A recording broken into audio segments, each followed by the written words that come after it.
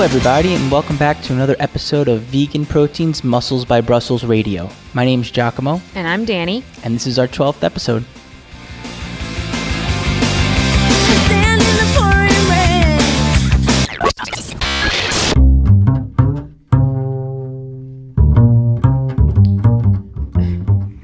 So it's been a real busy couple of weeks for us over here at the Vegan Proteins office. I mean, not that we're not usually busy, because we're usually very, very busy, but now we're very, very, very busy.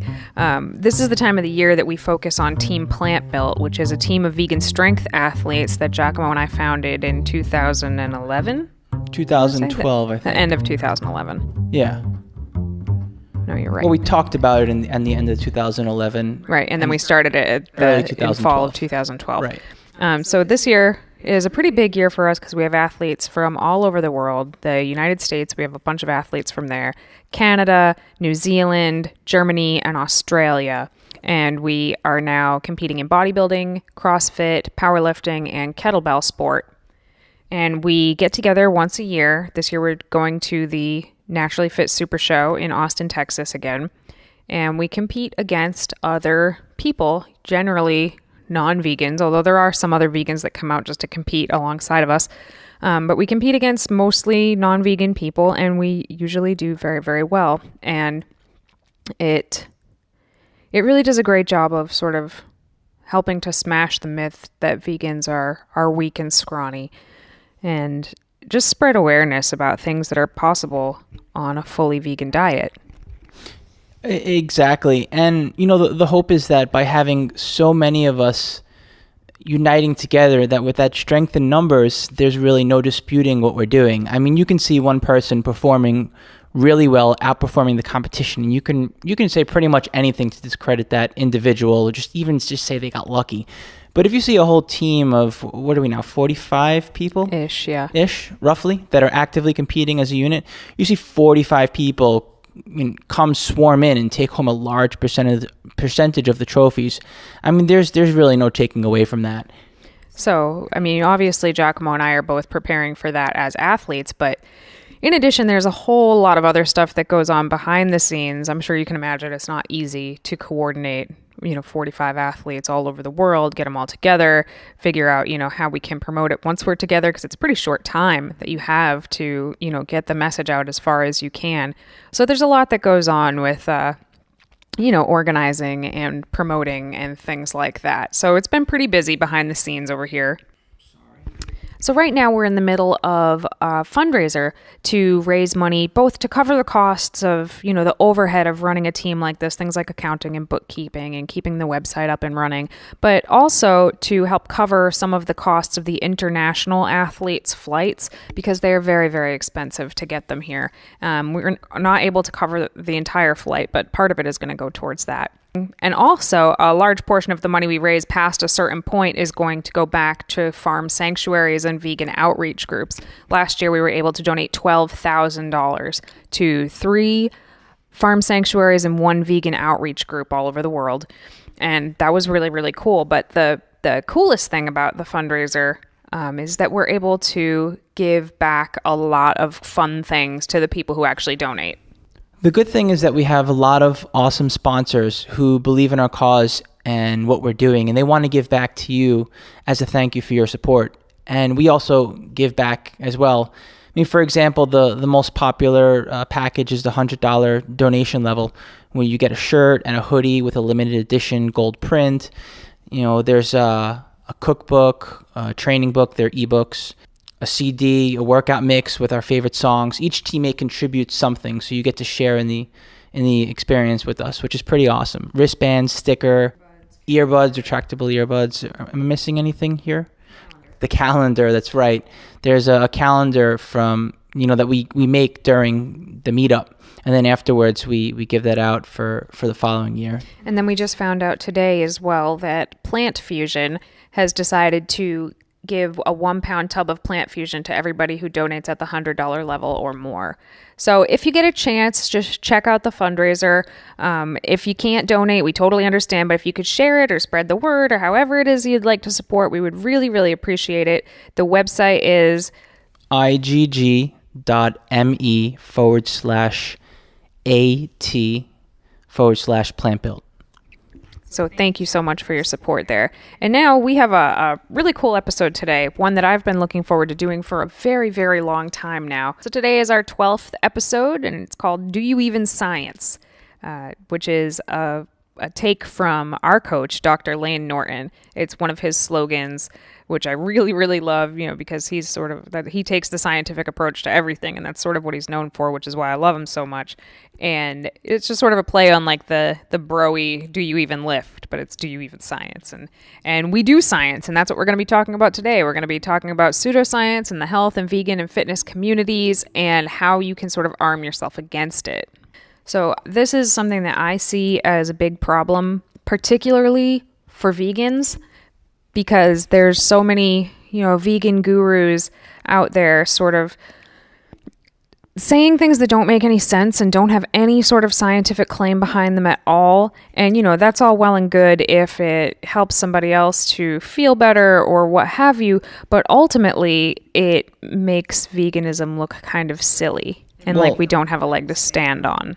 And the other thing is sometimes it winds up hurting people. That is very true. There's a lot of really piss poor advice out there that, people who don't know any better, like we mentioned in the eating disorders episode, when you don't know any better when you walk into veganism, you're a lot more susceptible to a lot of these claims that are out there.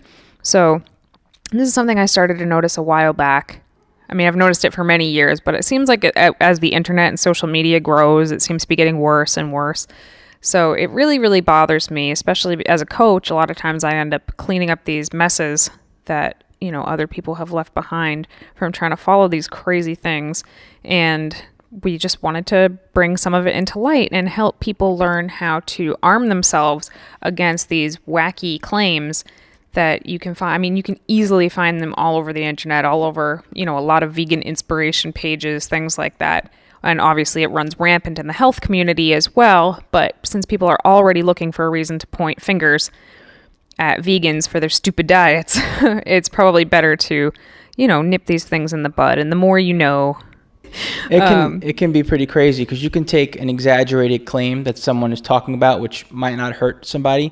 And then all of a sudden other people have an even more exaggerated claim about whatever it is that they read. So yeah, it's like a game of telephone. Yeah, basically.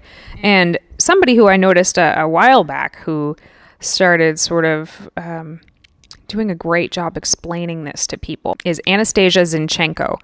And I started seeing her in different forums and stuff online, and she would always step up and say like, well, this isn't really true, and here's why. And she would provide all this scientific data. And the more I checked out Anastasia, she's a scientist. This is what she does. This is what she does all day, every day. She focuses on science. She's also vegan, obviously, and she's a bodybuilder in the figure category and a powerlifter. So she's no bullshit. She's not just a white coat in a lab. She also is able to apply these things in real life. So we were very fortunate to get an interview with Anastasia all the way in England.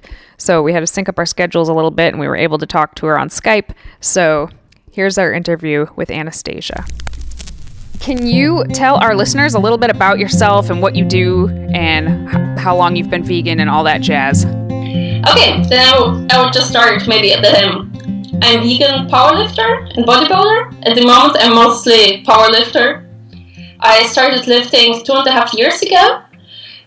Seriously lifting 1.5 years. It took me probably like 1 year to realize that I should stop doing so much cardio and start adding more weights because it's much more fun. Mm-hmm. I've done cardio before for my entire life. So it was swimming, cycling, running. I've done lots of stuff. And then, 2 years ago, I fell in love with weights. And 1.5 years ago, I switched to the real weightlifting guys with big guys and started powerlifting. And that's also when I've seen how my body changes, how, also how encouraging it is to get stronger. Mm-hmm. So I actually started lifting and became vegan at the same time. So all my muscle are actually plant-built. Nice. This is a question often people want to know. Do you know someone who has built all the strength and all the muscle on a plant-based diet? Exactly. So yes, definitely. And before I became vegan, I stopped actually eating meat when I was 15, so like 12 and a half years before. Mm-hmm. So like most of my muscles and strengths were built completely on a plant-based diet. Right. That's very cool. Yeah, so my scientific background. I'm a scientist. I have a diploma in chemistry. Diploma is a German 5-year degree that combines bachelor's and master's. During my bachelor's, I've done mostly general chemistry, things like organic chemistry, when you can compare it maybe to Breaking Bad, synthesizing drugs most of the time, but just not illegal drugs, but drugs that potential drugs to be used for medical research. Right. Mm-hmm. Then in the last 2 years, I focused on life sciences, chemistry for life sciences, and at the end of my study, I've done research at Caltech and lived for over half a year in LA, which was really great. And after I graduated, I moved to Cambridge and started my PhD in biochemistry. Cambridge in England. England, exactly. Because we live about 40 minutes in Cambridge and Boston, right? Wait, we're neighbors? Just clarifying. Right. Yeah, I've actually sent a postcard from the Cambridge in Boston to the lab in Cambridge in UK. That's cool. Yes, and now my project, I do my PhD in biochemistry, but my project is more about engineering. I develop new methods, new techniques, new assays for other scientists to use. I try to make the work of other scientists more user-friendly, faster, and cheaper. I miniaturize all the reactions. For example, I do like tiny droplets and try to use them as reaction compartments instead of test tubes. Mm-hmm. So if you imagine a drop of water, I can split it in 10 million tiny droplets and do another reaction in each droplet. Wow. So it saves also lots of time and money for reagents. Oh, yeah. For all the chemicals and things like that, it saves so much money. Yeah, exactly. And so I can actually also do 10 million droplets in 1 hour. Mm-hmm. It would take otherwise to do, and it would take me my entire PhD to do 10 millions of reactions. Right. That's really, really cool. So you teach other scientists how to be more efficient scientists. So I do all the troubleshooting and all the things. The method is established and can be used by other scientists for analytical things or for new development. Somebody has to develop the method as well. Mm-hmm. So like everyone is using computers, but somebody has to develop the computers. Right. So that's actually what I do with tools and assay developments for other scientists. Mm-hmm. That's very, very cool. So Anastasia is the perfect person to have on about this particular podcast. I'm sure if anybody has been on the internet in the last 5 years, you've seen, crazy claims that say like eating dates will cure melanoma or something that you just read it and you're like, what? And then they talk about it like it's true. I mean, how many of these things have you seen? Oil pulling will give you shiny hair or just something crazy. And there's no proof. There's no scientific anything behind it, but people just believe it. It's like what you read on the internet. For some reason, people just seem to think that it's true because it's on the internet. Yeah. And I've seen Anastasia for the last, I don't know, probably like 2 years. It was 2 years ago, I would say, is like when I started to notice you online, kind of calling people out on the bullshit and being like, well, that doesn't really make sense. And she's very, very good at explaining it in a way much better than I ever could. So that's what we're going to be talking to Anastasia about today. So how did you realize that this was kind of it's a problem in the health community, but it's also a problem in the vegan community. And when did you start to pick up on that? Actually, it was just people started asking me different questions. For example, when I was in a Facebook group and people realized that I'm a scientist and they started asking me questions and I started looking into scientific literature. Actually, I haven't realized that much that this was a problem because when I read something on the internet that sounded like bullshit to me, it was like, okay, just, it's bullshit. I don't pay real attention to it. And then I realized, other people do, so maybe I can kind of explain it to them and say, okay, it's not as good as it sounds, or it's not as efficient. The interesting thing is that most things have somewhat of a truth behind them. For example, let's take something like chili peppers or hot peppers as fat burner. That's a big one. There was scientific research about it, and I'm sure if you Google it, there will be lots of articles that say, add more spicy food to your diet, and then you will burn more fat. To some extent, it is true, and there's scientific research about it. But the question is, to what extent? Right. Actually, I've looked up a paper about it, and it seems like that adding spicy food to the diet may decrease the calorie balance by 10 to 50 calories a day. 10 to 50 calories a day. That's like a drop in the bucket. Yeah, so it's maybe like, I don't know, 1 to 5 almonds. Right. Yeah, and then the people who read it, then they go, oh, okay, I will just add some spicy food and maybe I can eat one more chocolate bar. Right. So it doesn't balance out. In the end, your calorie balance is higher. Often it is like somehow true, but not to such a big extent as it is presented, or even it's not mentioned. So the people just assume that, it makes sense to eat spicy food and then they can eat whatever they want. Right. And, we own a vegan supplement shop. One of the things we hear all the time is, but isn't too much protein bad for your kidneys? I think that's one that we probably hear every single day. And I'd love to hear your thoughts on that. Yeah, sure. Actually, I wanted to write an article about it, how much plant protein is too much, because I wanted to focus on plant protein as a vegan, and there aren't really many studies about it. So I had the problems that I couldn't find enough studies, so I focused on protein in general. And to be honest, I couldn't find anything. I couldn't find anything that was really significant for healthy people. Of course, there are people with kidney disease or other health problems who shouldn't consume too much protein, and they should consult a doctor, and doctor should tell them what to eat. Those people shouldn't eat too much protein, but for a normal, healthy individual, too much protein might be not really beneficial, but it seems, or from all the research we have up to now, it seems not to be harmful either, especially if it comes to plant protein. Even the research that says that too much protein is bad says you should prefer plant protein sources. I have read that, and the study that this myth came from, I'm thinking of one particular study. It seemed like the higher protein had an effect on GFR in your kidneys, but then they decided that wasn't actually harmful. It was just a change.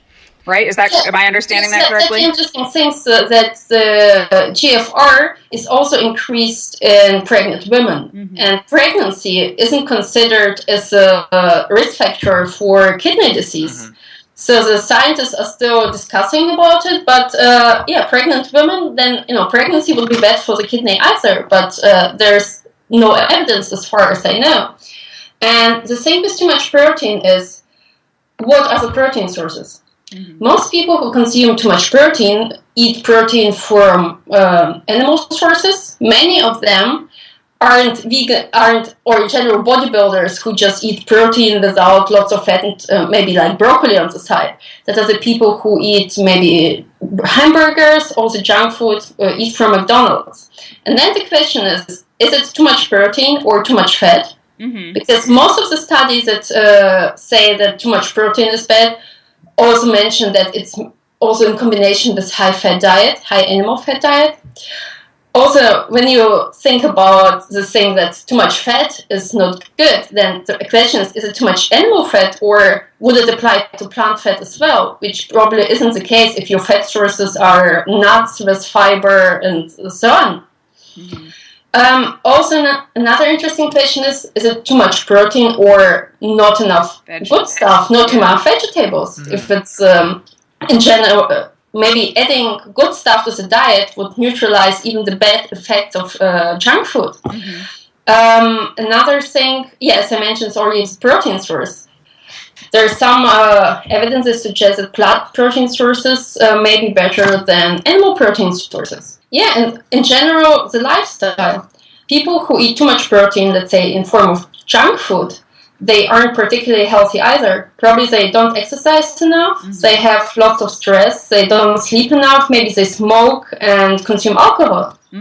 and everything adds up. So there are so many different factors. So you can't really say it's just protein. Right. There's so many different things to look at. I would love to see a study specifically on plant protein, but I can't find anything either. Hopefully we'll see that sometime in the next decade or so. Yeah. Actually, there was also this one study that I think on the internet maybe 1 year ago it was everywhere. Like eating too much protein is as bad as smoking. Oh, I remember that. Yeah. I looked into the study. It was, for me as a vegan, a really interesting study because they mentioned there straight away, I think in the abstract, that it doesn't apply for plant protein sources. Mm-hmm. So I was like really happy about it. And then I looked into methods and how they examined it. That's also something really important to look who was examined. Lots of the studies were performed in animals. So not in humans. Not in humans. Or some of them were even performed just in reagent tubes. So, and if that are animal studies, like there are big differences between humans and animals. Mm-hmm. So animal models aren't just, not really good because of ethical reasons, but they aren't also really conclusive when it comes to humans. Right, because we're not rats. Yeah.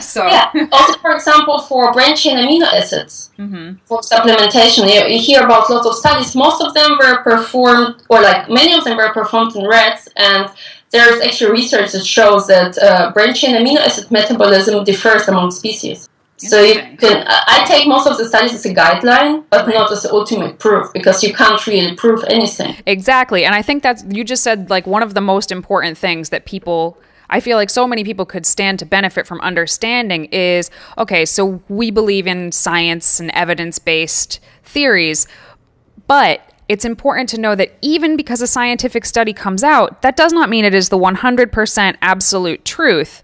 In the end, you sort of have to go with your own judgment and use that. Just have that in the back of your mind, because tomorrow a study could come out to say the complete opposite. So actually, there's an example about it.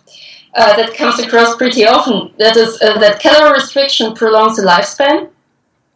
That there were a couple of studies that showed that calorie restriction made the studies were performed on animals, so made lab animals live longer.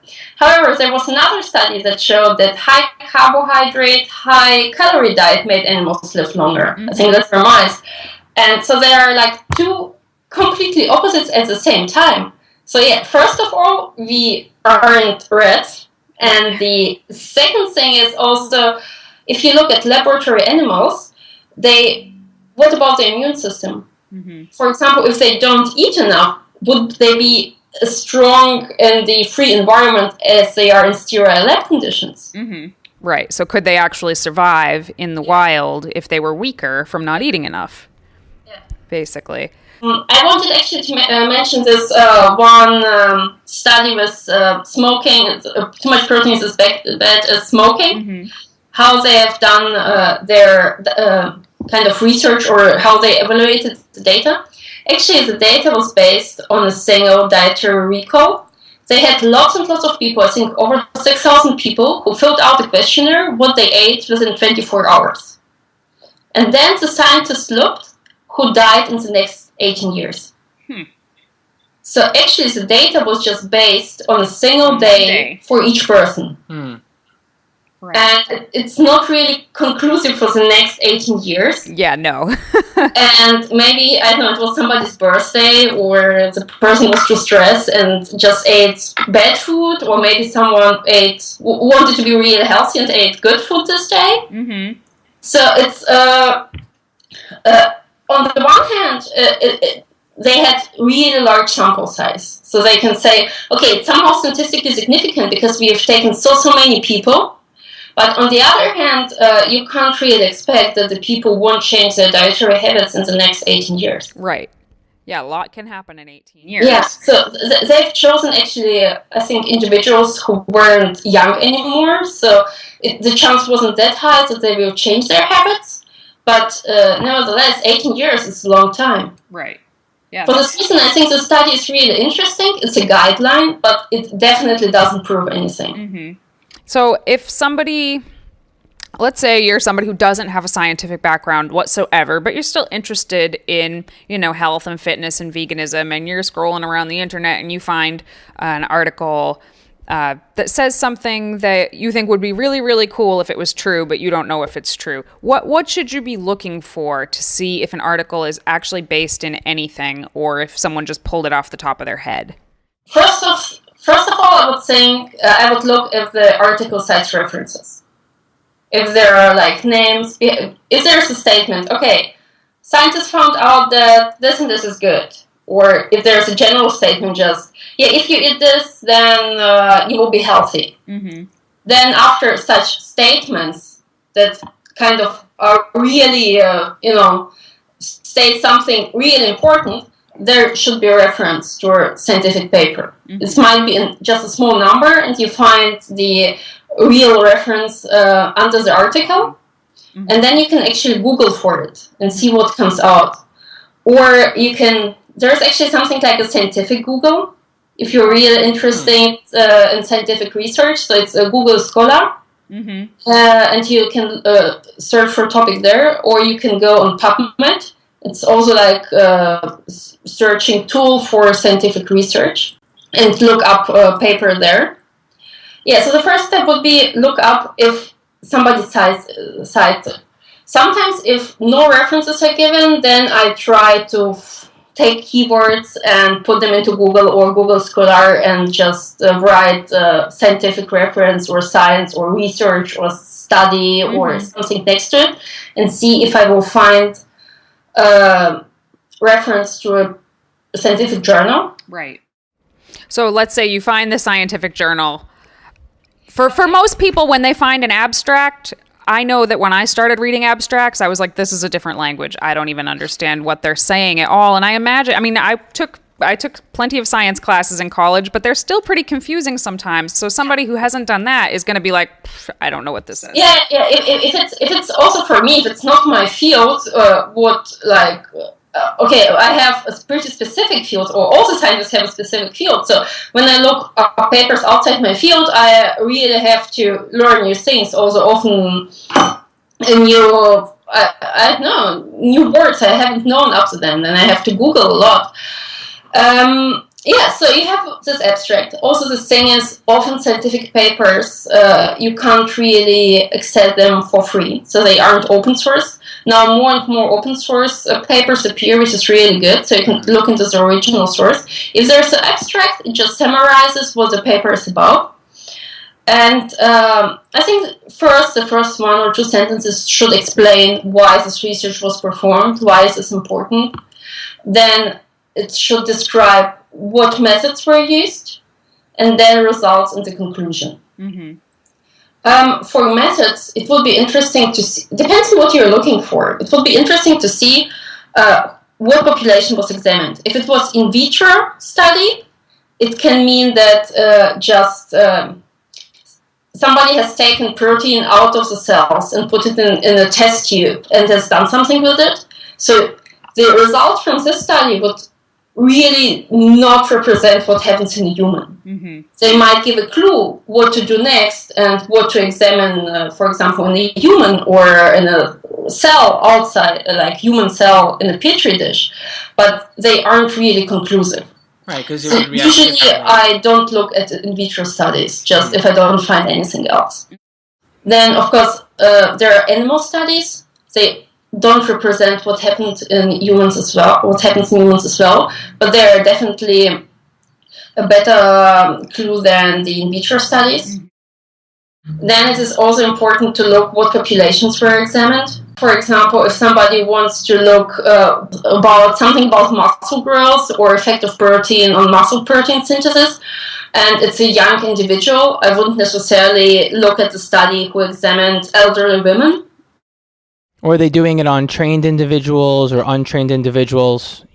These things matter. Yeah, so that's also an important point to consider, to know actually where you're at and how can you compare yourself to the study population. Yeah, another important thing I think is to see when the study was performed.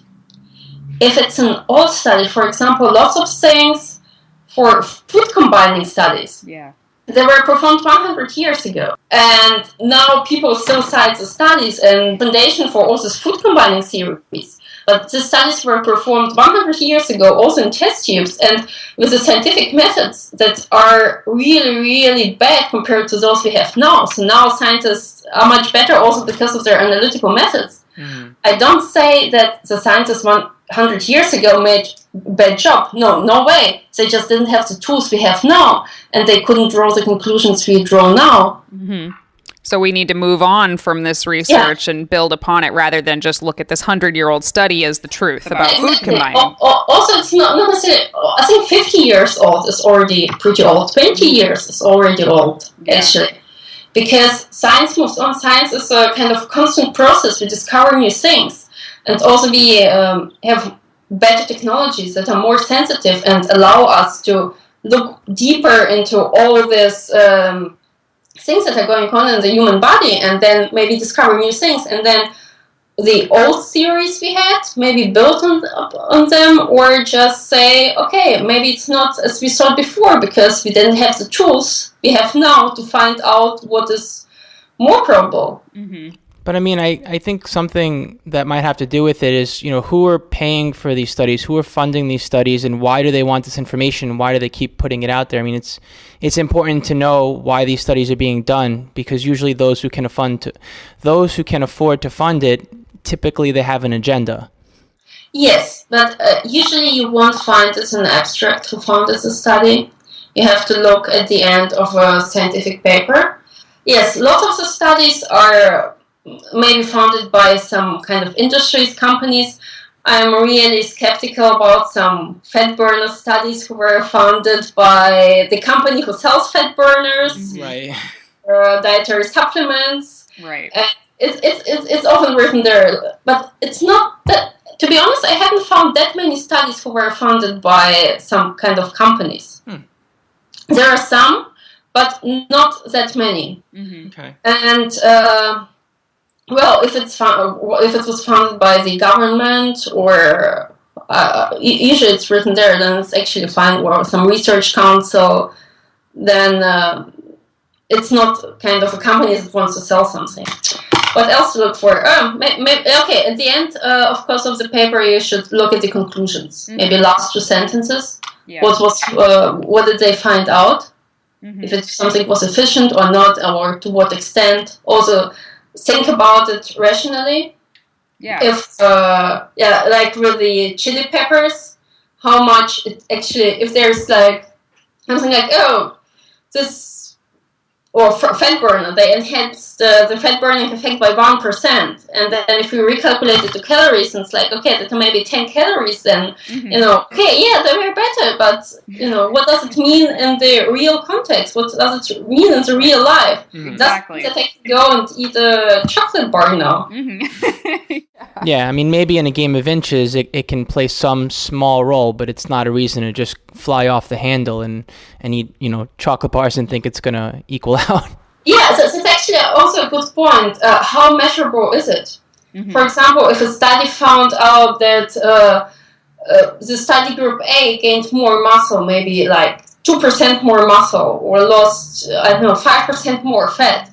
And then if you look at the total scale, and then see, okay, maybe that are just 50 gram or 25 gram. Mm-hmm. The scientists were able to measure it in the specialized lab with their techniques. But for me at home, I wouldn't be even able to measure it. Right. You just have to cross your fingers and hope that the study was right and it's working. Yeah, exactly. Mm-hmm. I know exactly what you mean. I've seen a lot in the vegan bodybuilding and nutrition group, which if you're not a part of it, it's a really, really, it's the best vegan bodybuilding group that there is on Facebook if you're looking for like real solid information. So I highly recommend it to everybody. Mm-hmm. But I hear a lot of people, usually new people to the group, come in and they offer their own anecdotal stories as evidence for a lot of different things. What do you think about that? Because I do think people's personal experiences are important, but are they evidence? They aren't evidence. They're definitely, I think we like it to look at other people and see somebody had success with it. And, it somehow means, maybe I should try it, maybe I should work harder, and then I will be successful as well. But, all of us have different starting points, different genetics, different lifestyles, and often we don't know what actually works for oneself. Even if I see progress and change several different things at the same time, for example, like my supplementation, my training program, and my diet, then I can't really say, oh, I changed my diet and started eating more carbs and less fat, or more fat and less carbs, and this changed my body. There are maybe other factors that contributed to it. Maybe it was sunny outside and I had less stress, so my stress hormones were lower, and it didn't lead to the fat accumulation around my midsection. Right. There are so many different things that are to consider. I think it's definitely good to hear about the experience of other people and try things out to find what works for you. But anecdotal stories, you can't really prove that it's right. Also, you never know if the person tells the truth. That's true. That's a good point. Or as well. even, I don't even want to say that the people are lying, but maybe people maybe don't track everything. So, and you never know what stays in their memory. So if they, told that they were eating this and this every day, maybe they ate something in addition, or maybe less of something, or forgot to eat something. You never know. Yeah, it's just very hard to keep track. You can't possibly keep track of all the factors in your life that could play a part in, changes in strength or body composition or even body weight. So while I enjoy reading other people's stories about what worked for them and what didn't, and some of it is like, if they believe it worked for them, then that's enough. Then they, that's good. Because it makes them You continue should to do never it. underestimate the placebo effect. Right, absolutely. Yeah, if you think you have, someone would think he has a magic supplement that gives him the strength, and I know it's like complete nonsense. Right. But it doesn't harm the person. Exactly. It's like, okay, go and eat it. If you think you get magic powers, yes. Just because you think, if you go to the gym and you're afraid to pick up the bar, you won't lift it. If you go and think you have magic powers, you will lift probably, more weight than you think you're able to. So, yeah, it's really important. I like that. Moral of the story, find magic pills. Yeah. The other thing I see in the group a lot is people say, well, that's an N versus 1 argument, so it's bullshit. Can you explain to people what N equals 1? I'm not sure if I said that right the first time. Can you explain to people what N equals 1 means? Yeah, anesthesia is a sample size. The sample size, for example, scientists examine. So, for example, if I take a group, if I want to examine if a supplement is sufficient for building muscle and losing fat, let's say, then I take maybe a group of 10 people that take the supplement, that's N10 positive group, and then it is also important to have a negative control. And that's also what is missing in anecdotal stories, because you would never know what would happen to this person if it didn't follow this diet, or parts of it at least. And then usually a good study has a placebo control that takes, for example, a pill that looks exactly the same but contains, sugar or starch or something that is definitely not effective. It's not a supplement. Mm-hmm. And then the scientists measure the outcomes, how much strength each person of each group made, and then they can compare. Mm-hmm. So it is also really important that the people don't know if they're taking the supplement or the placebo, right, because then they have, again, the placebo effect. Right. Also, in good studies, scientists also don't know that perform who gets the placebo and who gets the random pill, or who gets the supplement. Yeah. I didn't know that the scientists didn't know. I always thought the scientists knew who got the placebo. Some studies, scientists don't know either. That's really cool. I had no idea. See, I learned something. That's fantastic. And then a really, really, really huge one, especially within the vegan movement, and I think you know what I'm referring to here, correlation does not equal causation. Can you speak a little bit about that? Yeah, it was actually also what I mentioned with the protein topic. Just because somebody eats a lot of protein and I don't know, gets some kind of disease, it doesn't mean that it's because of the protein. Also, another example is that the people who have a higher omega-3 fatty acids intake have lower chances to get depressed. And the question is, okay, should all of us take omega-3 supplements? But the people whose diet is pretty rich in omega-3 are maybe people who are living around somewhere at the sea, for example, Southern Europe.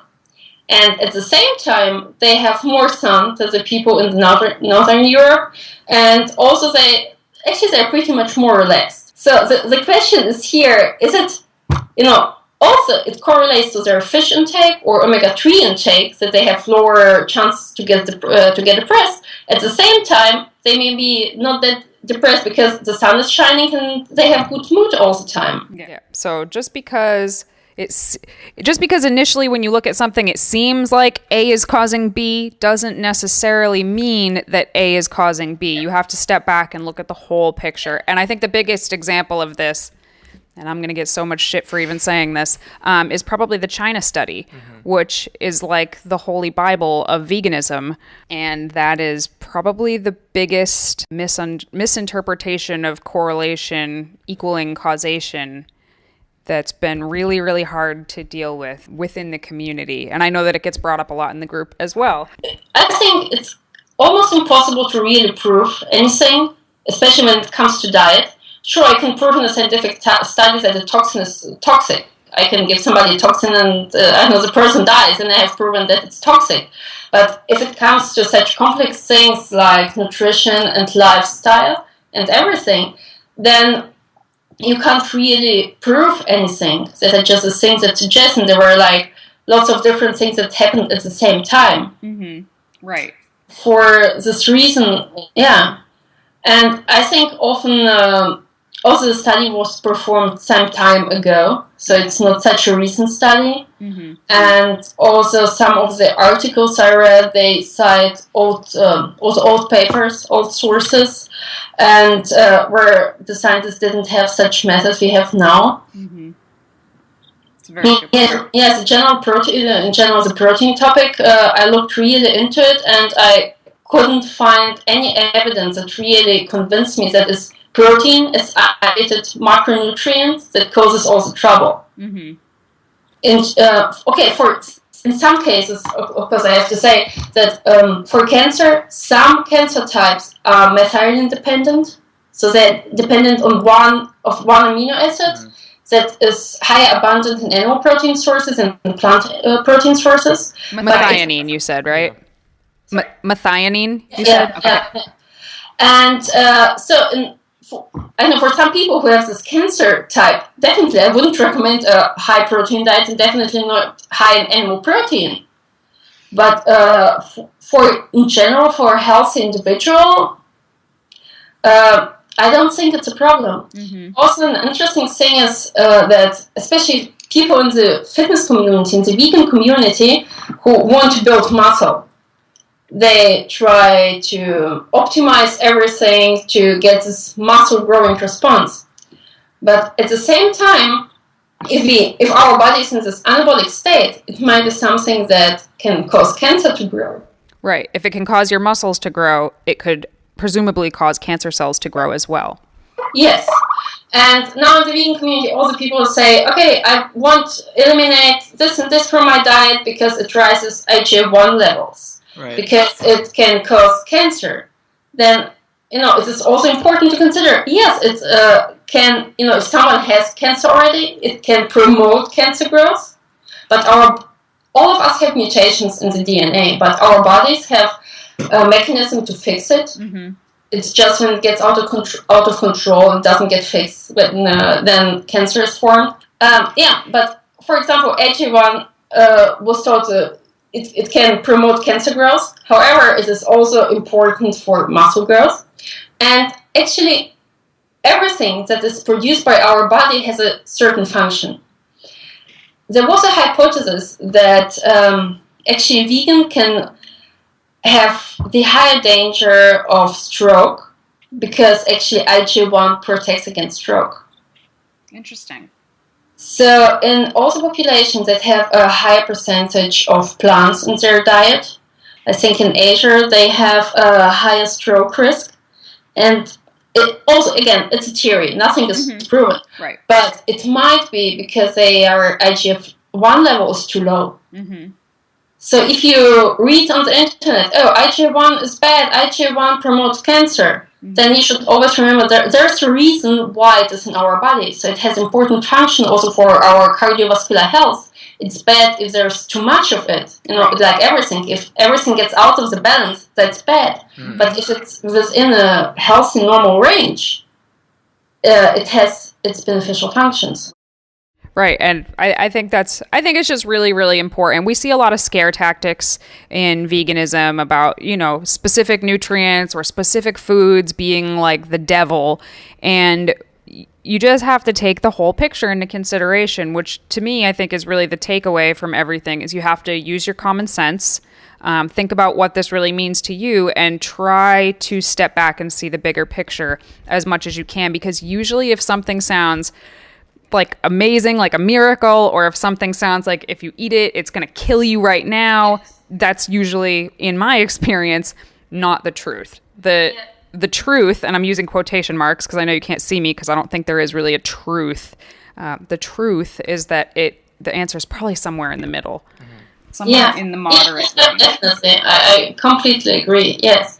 And also I think what is like really, let's say, dangerous about all these gurus and pseudoscience is that, people start being afraid of something. They start being afraid, okay, if I eat something like this, then I will die in 5 years. But, what is worse than being afraid? Because the people can't really live and enjoy their life. Also, it makes often really difficult to make decisions when you go shopping. If you kind of know too much, or if you heard too much that is kind of half true, it's like, oh yeah, this product contains too much sugar, this product contains too much fat, this one has this additive that has been shown to be somehow harmful, this has this artificial sweetener, oh my god, what shall I do? Then you're standing in a supermarket with 5 products and are desperate, oh, I don't know what to buy. Yeah, and actually that's what our 2 podcasts ago, we talked about that. We talked about, eating disorders and how a lot of people, after they come to veganism, they start reading all these articles and they want to learn as much as they can, and that's awesome. But eventually you get what I call analysis paralysis, which is, you're thinking about something so much that it causes you so much anxiety that you can't do anything, and you're just obsessed. Worse than what, anything that you're taking in is how much you're worrying about what you're eating. Everything, like what percentage of this is going to kill me that I eat over time? Everything is toxic. And then you have people that start to become obsessed with cleansing and detoxing every other day. I mean, people are on some sort of a fast or a cleanse because they have to, quote unquote, detox because everything has toxins. And it's like, to what level is that become, very unhealthy? Yeah. I mean, everything is toxic. Everything is toxic. Yeah, actually there was a really interesting paper about it that showed that there's actually no evidence that all these detoxes work. Especially also for weight loss and so on. Lots of them can be actually dangerous. Those detox purines that gets sold.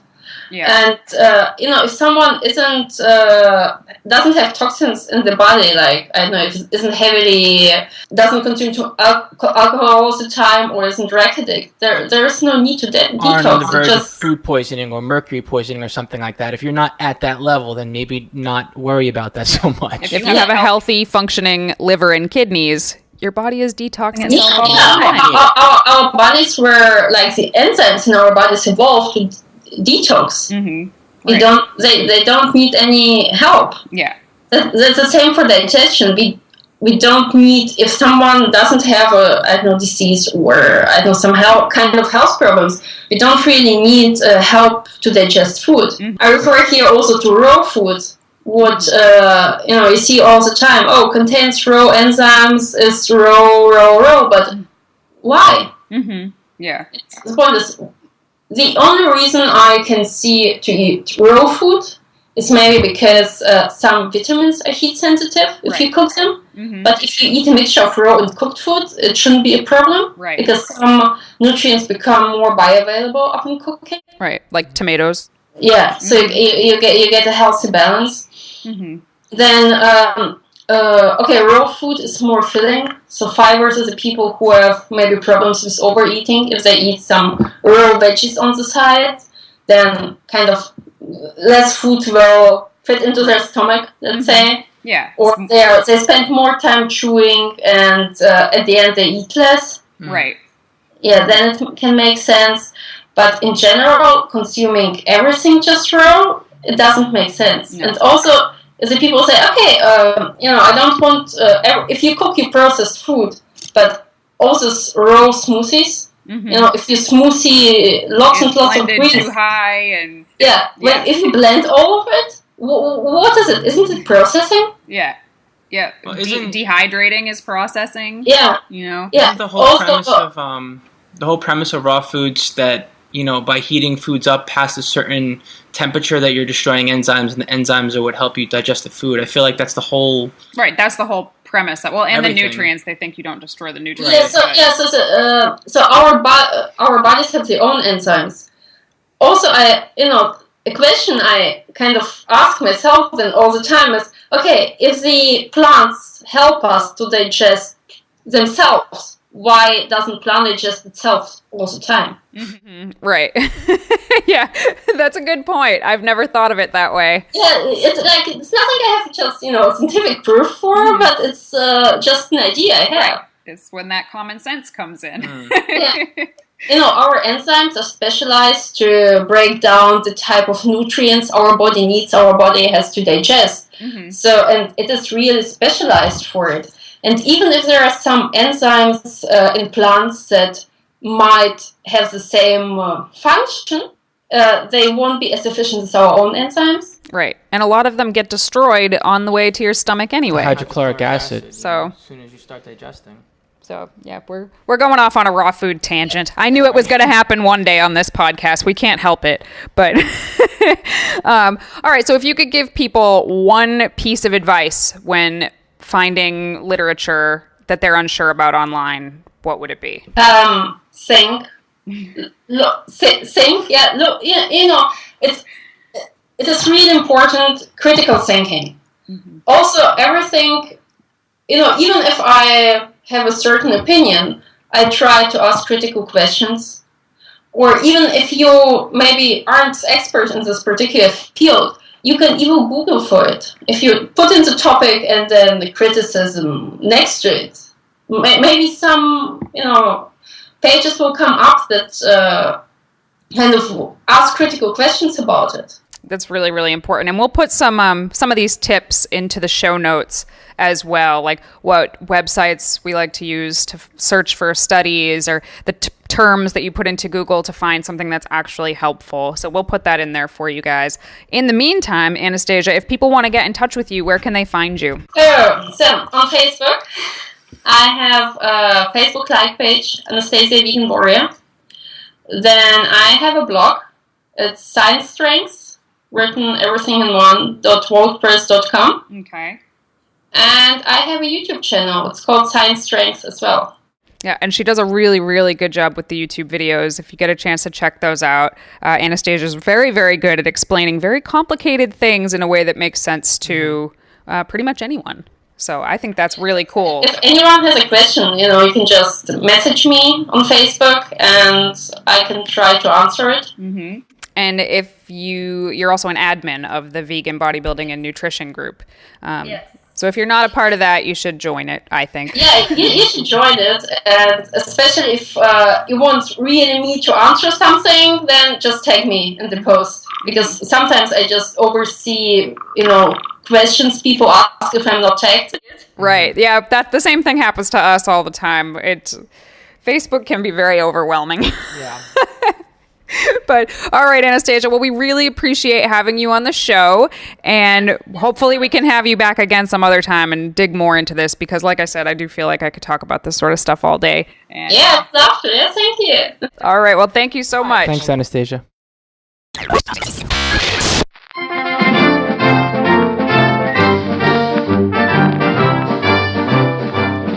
And today in our product segment, we are going to be talking about a new cool find that Giacomo saw in New York City, and it is called Wink Ice Cream. And I was skeptical at first about Wink ice cream because, I mean, I'm looking at the packaging and it's you could get a whole pint of ice cream for 100 calories, you know, only 16 grams of carbohydrates and 8 grams of protein and no fat. And I'm like, how is this even possible? So I started to look into it. And of course, I had to try it. I mean, I love ice cream. And, you know, it's really, really good. I mean, when you compare it to something like, say, So Delicious ice cream, which is really rich and creamy, I mean, no, it's not going to be the same. But even on its own, I mean, if you're looking to fit in ice cream into your meal program and you only have so many macros to work with, I mean, this stuff is just awesome. For example, I mean, I've been on contest prep now for going on 4 weeks, and my goal is to have a little treat every day just to keep me sane, and my treat is ice cream.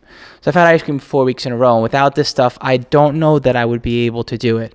Sometimes I have it on my own when I don't have much room to play with, and other times, which is a neat little trick, I mix it in with other ice cream, so I get a whole lot more volume without adding a whole bunch of extra calories to the ice cream, which is pretty cool.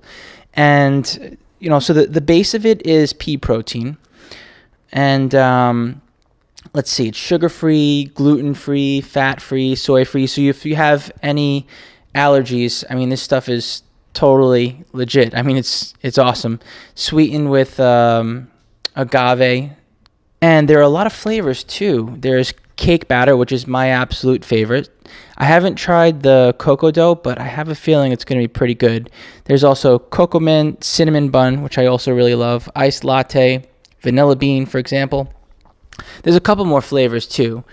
And I can't speak highly enough of this. It's kind of like the vegan Arctic Zero. If you that's what it looks like. I see a lot of people who aren't vegan posting about Arctic Zero ice cream, which is like super low calorie, low carb ice cream. I guess obviously I've never had it, but this seems like it would be comparable to that. Mm-hmm. And that's actually how I found it. You know, Danny was talking about this Arctic Zero stuff and the idea behind it and how it, you know, was a good idea.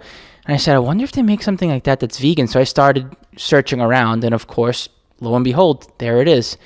And yeah, like I said, I can't speak highly enough about this stuff. I just ordered 8 pints again to re-up, and I'll be having it right through my prep and beyond. Where are you ordering it from? As far as I know, there aren't too many stores locally that carry it. I did find it in a local co-op in Brooklyn, but for now, I order it online. You can order directly from the company, and their website is winkfrozendesserts.com.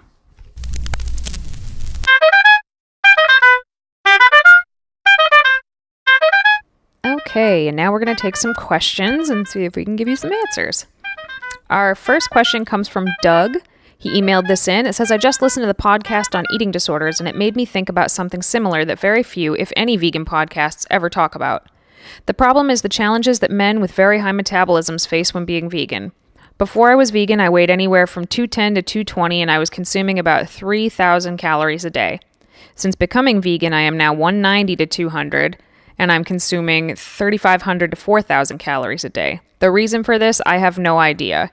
And then he goes on to say that he's self-diagnosed with bigorexia, which, if you don't know, it's not technically a real thing, but it's basically like when you think you're never big enough. This happens to a lot of guys who get into the gym the same way a lot of girls never think they're thin enough. A lot of guys never think they're big enough or muscular enough.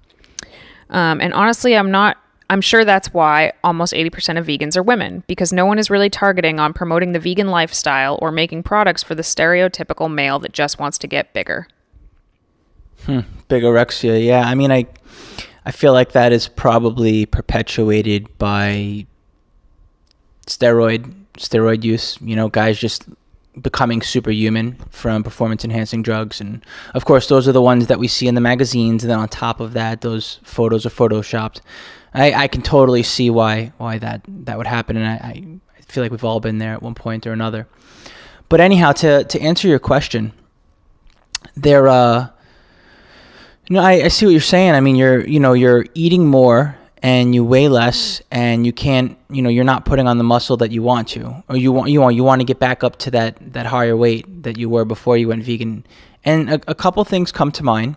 The first is plant-based meals tend to be more higher in fiber. And I mean, there's just a hypothesis, but the meals that are higher in fiber, well, one, they tend to be more filling. So even when you want to eat more than 4,000 calories, you can't because you're full. And then two, some of it gets broken down into fatty acids, but a lot of it just passes through you. And if you're not using that food, well, then it's not fuel, and you can't put it to work to build muscle. The other thing is, and this is really going to be a shot in the dark, because I don't know anything about your lifestyle or outside of, anything outside of basically how you're eating. And so it can be tough to figure things out. I mean, if you're the type of person that always wants to get bigger and is working out hard, chances are you're probably very active. And maybe now that you're eating more, it's because your activity level has gone up, and you have to compensate for that. And that would have been the same whether you were vegan or not.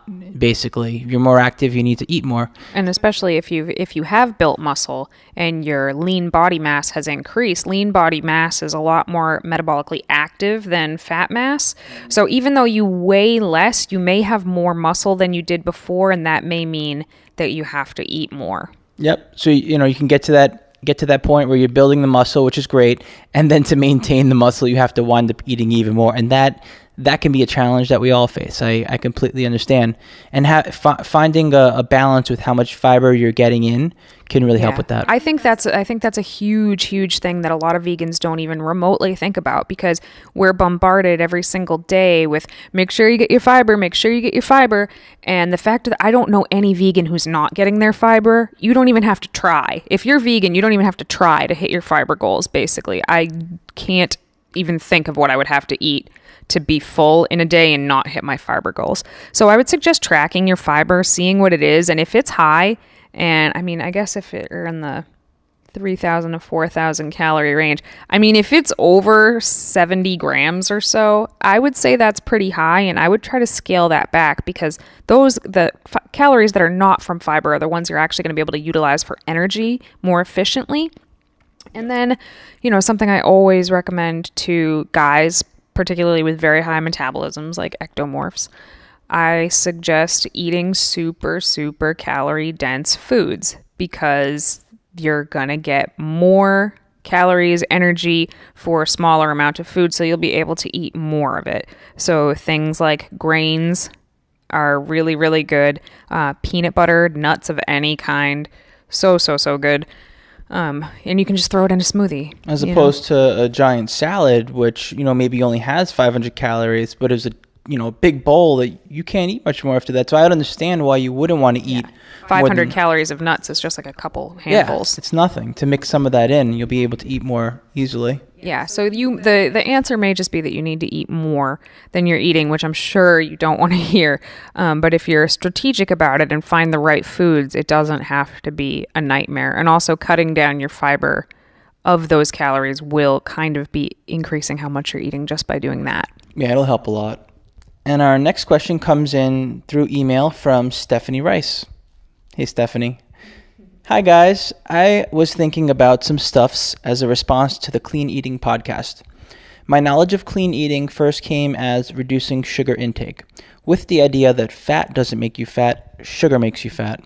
So the idea is to follow the rule. Don't eat foods with more than 7 grams of sugar per serving. This doesn't include whole fruits. With the IIFYM methodology and bodybuilding, or general fat loss, is limiting sugar a part of the plan? Okay, so I totally understand where you're coming from. I think most of us, when we first heard about clean eating, that was one of the big parts of it.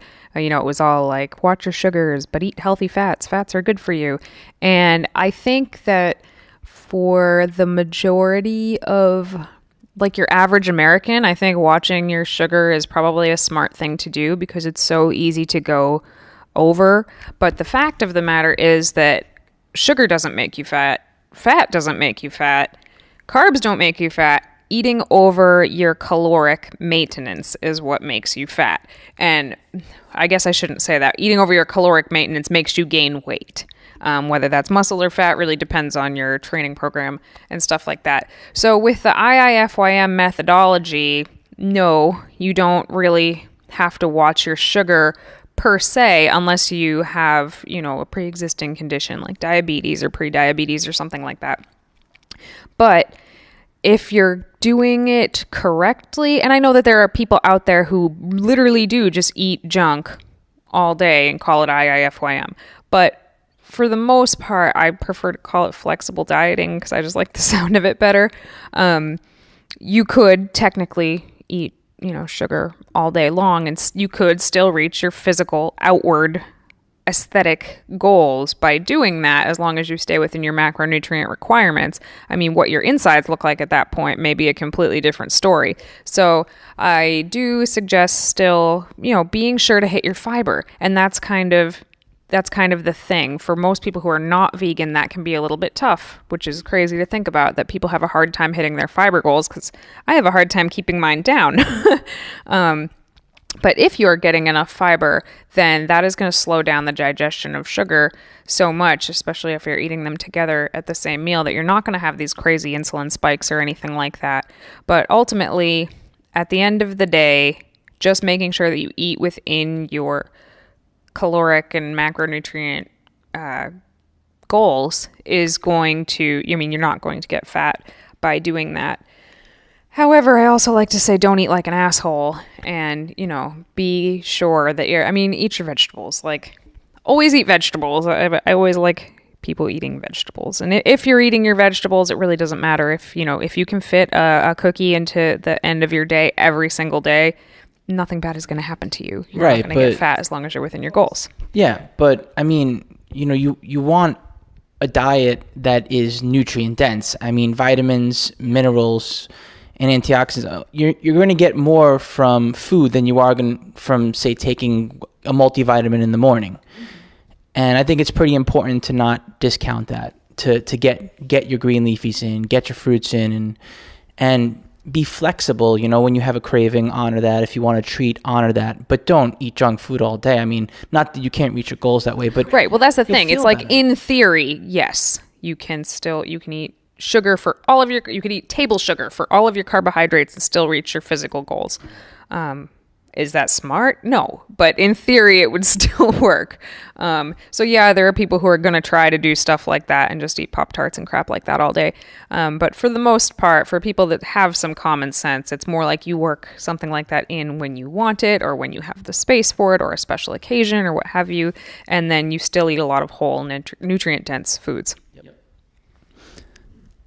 And this question is a two-parter, and the second part is, with the IIFYM methodology and bodybuilding, specifically the cutting contest prep stage, are there specific macros and timing for each meal? Or does a flexible eating dieting include meal times and macro composition? So this is a really good question, actually, and I think that there is still there's a lot of importance behind meal timing, so to speak.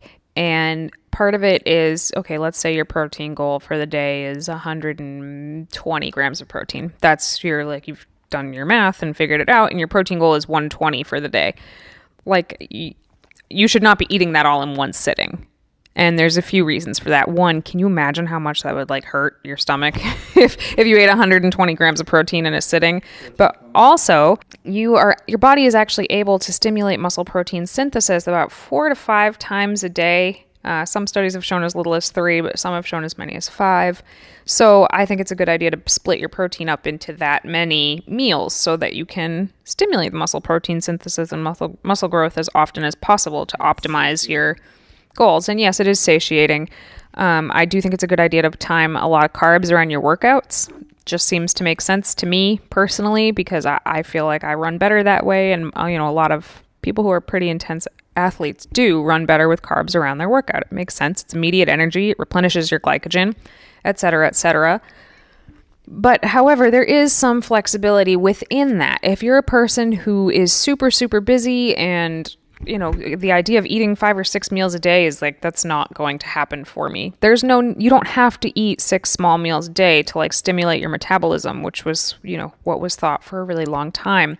It's recently been proven to not be true. So I like to say have a minimum of 3 meals, up to as many meals as you want, really making sure you're getting at least 20 grams of protein in however many meals you have, just to take advantage of that muscle protein synthesis. As far as fat loss goes, specifically in the bodybuilding world, this is actually going to sound kind of crazy, but I've found it to be true. If you can have fewer but larger meals, you're going to feel better because you're actually going to get to sit down and eat a meal that doesn't leave you feeling hungry 10 minutes later, which, I know you've done this before, Steph. So, when you're having 6 meals that are like itty bitty and just miserable, it's like, why am I even bothering never feel full eating this? Sometimes, because I used to do that, I find myself falling into the habit saying, I have this much food left, I'm going to split up into 2 meals because I have 5 hours left in the day and I don't want to feel full. And then I eat half of my food and I'm like, I just don't feel quite full because I'm dieting down right now. Let me go ahead and eat the rest of my food. And I have a nice big filling meal, and lo and behold, I'm okay for the rest of the evening. Yeah, it takes a little bit of getting used to if you're going from, say, 6 meals to 3 meals or something like that. But if that works better for your lifestyle, it's not going to affect your goals negatively in any way. Conversely, people who are looking to build muscle, like, the guy we talked to earlier, the ectomorph guy, if he's eating 4,000 and upward calories a day, getting that in 3 meals is going to suck. Though it's going to be 3 huge meals. So it may be beneficial for him and the way he feels throughout the day to break that up into smaller meals just for his own sanity. So he's not, shoving 1,500 calories in his mouth multiple times a day. That would be brutal. So yes, there is flexibility in the meal timing and meal frequency and things like that. There are some guidelines that I like to stick to and that I like to have my clients stick to, but they're not hard and fast rules. They can, shift around a person's lifestyle a little bit without having to sacrifice the end result. So hopefully that answers you a little bit. I knew you were going to say that.